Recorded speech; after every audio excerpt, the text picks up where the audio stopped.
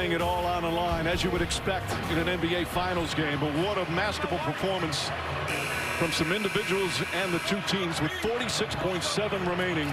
LeBron James and Jimmy Butler just putting on a show. James trying to get the 17th title for the Lakers, and Butler trying to force a Game 6. And LeBron James just making plays time and time again, whether it be as a scorer or a facilitator, Coach. Yeah, and these aren't pretty. You know, just throwing it up, going to get it. Will, grit, effort. And then Butler in his mid-range game.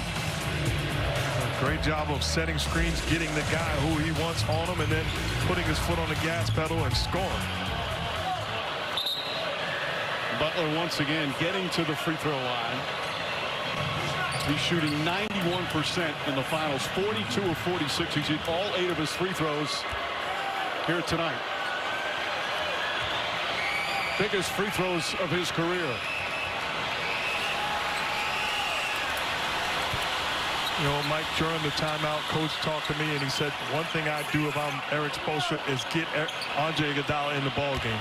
He is an elite defender, extremely high IQ, gives you the best chance, whether it be as a primary defender on James or as a helper. Butler 2 clutch free throws. The Heat back up by 1. And I'm not worried about the 3 being up 1. I'm coming to get LeBron James in a double team. It's going to be Caruso that has to beat me. Both teams in the penalty. Both teams 1 timeout remaining. James guarded by Butler. Posting him up, backing in, looking, kicks it out, pass deflected. Caldwell Pope for 3. No good. Davis on the follow, and he lays it in as the shot clock expires. Lakers up 1.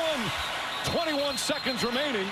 They're going to review to make sure that the shot came before the shot clock expired. I think there's no doubt it did. Eric Lewis goes over and confirms it, says yes, basket's good. 28 points, 12 rebounds for Anthony Davis. And what a bad break for the Heat. Clearly got it off in time. You saw that yellow light at the top of the backboard after Davis had put it off the glass. The one thing Eric Spoelstra did, he took a timeout to get his play, but what it allows the Lakers to do is substitute Markieff Morris out of the game and put in another perimeter defender. I think I would have been more apt to just play it from there to try to get somebody that Jimmy Butler could go at. I'm in total agreement. Absolutely. You work on these situations. We're well aware of the action that they're going to run and who they're going to put the ball in the hands of. And there you see the reset. Heat out of timeouts. Both teams in the penalty. Lakers still have a timeout remaining with 21.8 remaining. For the Miami Heat, facing elimination right now. Their hopes of a title right in front of them. A chance with the ball down by 1. Meanwhile, the Lakers needing 1 stop to win a title. If I'm Jimmy Butler and the ball is in my hands, I'm not letting the Lakers off the hook by shooting a jump shot. I'm putting pressure and attacking the paint area. They kept Markieff Morris in. They've got to be able to get it in. And I think his mid-range shot, particularly if James is on him, may be his best opportunity. What drama here at the end of Game 5. Crowder will inbound. Robinson, Hero, Butler, and Adebayo out there for Miami. And if you're Hero Robinson, you got to put yourself in position, be ready to catch and knock down a shot. Into the hands, of course, to Jimmy Butler. Butler goes to the basket. Layup. Won't go, but a foul. But that's exactly what I was talking about. Don't let him off the hook by taking a jump shot. You can't end yours in that way. Solid screen by Crowder, turns the corner, gets the contact, and going to the line to put his team up 1. And everybody talks about verticality. That's not vertical. You see where Anthony Davis started his jump and ended his jump. He jumped into him. That's a good call. 3rd foul on Davis. Butler with a remarkable ability to get to the free throw line. And connects again. 34 points for Jimmy Butler. You see where Davis takes off, jumping to his left.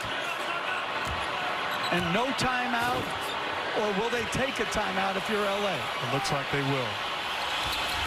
Butler, clutch free throw after clutch free throw. Heat up by 1, but still plenty of time remaining as the Lakers will take their final timeout with 16.8 remaining. And Mike, the question is, if you're the LA, how quick do you go? What do you run? And if you're Miami, am I going to switch things, double James, and then can I get a defensive rebound if I double James? And as the scramble happens with Davis, who just hurt him with the second shot on the previous play. It looks like one substitution that's coming into the game in their huddle already is Danny Green coming in for Caruso. It spreads the floor, and it gives you a better chance to make them pay the price if they double team LeBron James. And to me, a 2 beats you or a 3. I'm not going to worry about the 3. I am going to get that ball out of LeBron James' hands. And if Caldwell Pope, Markieff Morris, Danny Green make a 3 and ends my season, I'm going to have to live with that, but not LeBron James. James comes out with Anthony Davis, Caldwell Pope, Markieff Morris, and as you guys mentioned, Danny Green. They can advance the ball in the front court. Remember, both teams out of timeouts. 16.8 remaining. Iguodala comes out with Crowder, Butler, Adebayo, and Duncan Robinson to defend for Miami. And Jimmy Butler, the primary defender on LeBron James right now. It'll be interesting, Coach. I'm sure they're going to try to get Duncan Robinson in the action. Green into the hands of LeBron James. Butler on him. Green coming up to set a screen. James goes the other way. Drives down the lane. Back out to Green. Green for 3. Off the mark. No good. Markieff Morris has it. Throws it inside and throws it out of bounds with 2.2 remaining. But they have to get it in, Mike. No timeouts. And where is everybody going if you're Miami? They tried to lob it into Davis. Who's your inbounder? That's why I would have left Andre Iguodala in the ball game as an inbounder. So Crowder will inbound. Morris trying to distract him. Crowder looking inside the hero, and he's fouled immediately with 1.6 left. But again, the key right now for LA is they don't have any timeouts to advance the ball should Hero hit both free throws. But Duncan Robinson, they put him in the action. He does a good job. And, Coach, you talked about it. This is good defense. You want it with a wide-open shot, but you have to be willing to give up something against greatness. Danny Green misses a shot. Second effort forces the turnover.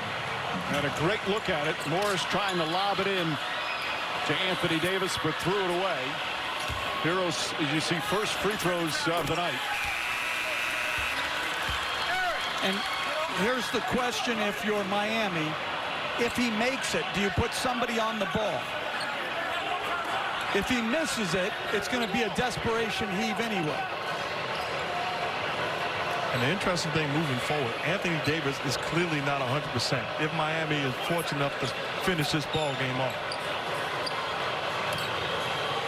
You can make a case to miss this shot, Coach. You could. It'd be very difficult to try and track down the rebound as opposed to take it out of bounds and take your time to throw it down the floor and get a good look. Hero completes it. And I'm sprinting back, double teaming LeBron James. I'm not allowing him or Davis to catch the ball on the fly. Yeah. Lakers. Yeah. Iguodala is in no man's land right now. He either should be up on the ball or in front of Davis and James. Lakers need a 3 to tie. Rondo looking for an opening. Rifles a pass to James. James gets off the 3. It's over. The Heat take